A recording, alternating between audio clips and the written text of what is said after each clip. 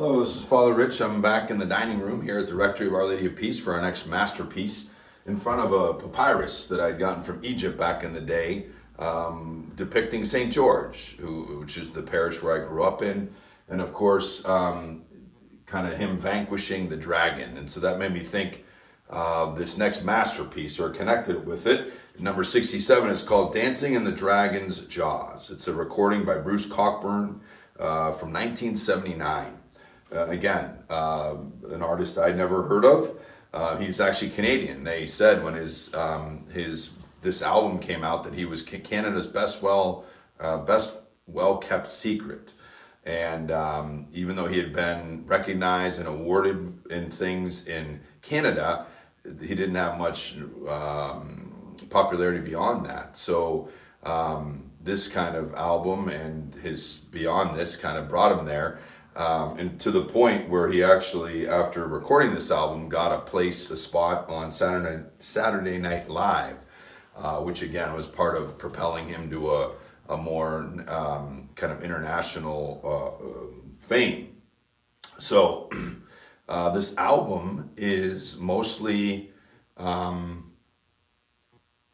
guitar. He's really a great guitarist, and it's about his lyrics.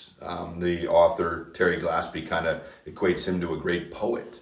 And so early on, his albums and his music was more about nature and spirituality. He grew up on a farm in Ottawa, Canada, born in 1945. So early on, it was kind of spirituality and nature. Because of that exposure, he got exposed to music early on. His dad said he could have his grandma's guitar in the attic if he didn't wear a leather jacket, because he saw a bit of rebellion in his son Bruce. His son agreed and did go to school for music in Boston for 3 semesters, but that didn't last.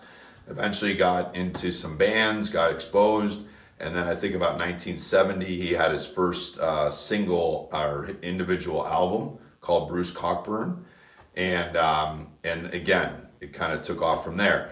So he kind of evolved from the nature and spirituality in general to more Christian focus in the mid-70s under the influence of a guy who was named Williams, I believe, who had a lot of exposure to C.S. Lewis and exposed Cockburn to C.S. Lewis, but then also Thomas Merton, the American Trappist monk who did a lot of writing.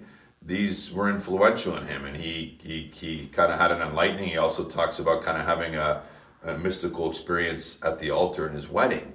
And so all of this kind of drew him from growing up agnostic to being Christian. That Christianity started to be expressed more and more in his music. And then as he got a little more disillusioned with kind of evangelical Christianity, he moved more into social issues in his later life. But Dancing in the Dragon's Jaws, some of the highlights, they talk about the first song being Creation Dream, a poetic evocation of the creation and God who brings the world in existence with a furious headlong dance of joy. Kind of going through Hills of Morning, the song asking God, as he quotes the lyrics, "Let me be a little of your breath moving over the face of the deep." Recognizing the challenges, the tears and suffering of this world, but yet the joy of living in the splendor of God's creation. Badlands Flashback, it goes into Northern Lights, a meditation on life as seen in the rearview mirror, haunted by memories but comforted by the awe-inspiring beauty of God's world. So again, that beauty of nature and God being revealed in nature, a big theme there.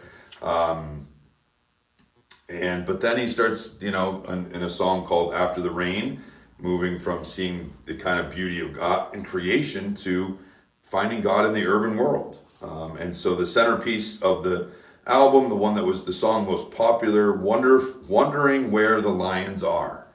It's one of the rare songs of popular music about spiritual ecstasy and transcendence. It celebrates vanquishing the fear of death.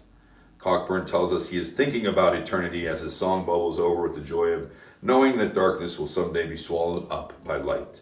A lot of hope, a lot of goodness here. And Incandescent Blue, other songs, No Footprints.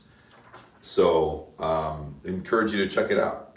But so again, later life he started getting more into the political issues and the social justice, social injustice, and kind of this anger that it compelled him to speak up for those in need. To the point where he kind of, like I said, he kind of moved away from evangelical Christianity, rejecting outright its conservative politics and moralism.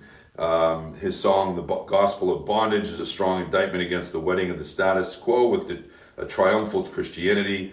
Instead, in songs such as Shipwrecked at the Stable Door, he reminded listeners that Christ was on the side of the victims, the losers in political gamesmanship, and the morally bankrupt who recognize their need for grace. So,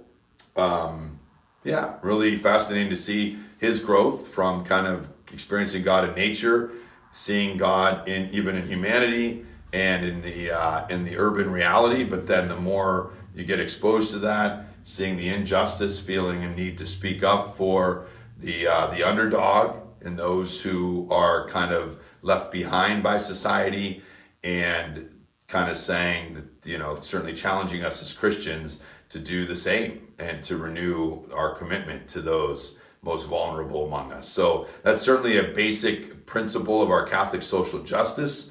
It's always, the measuring of a culture, a society is, how are the most vulnerable among us doing?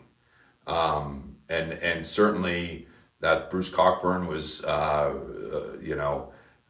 was his focus in the end, and should challenge us to renew our perspective on that as Catholics as well and Christians.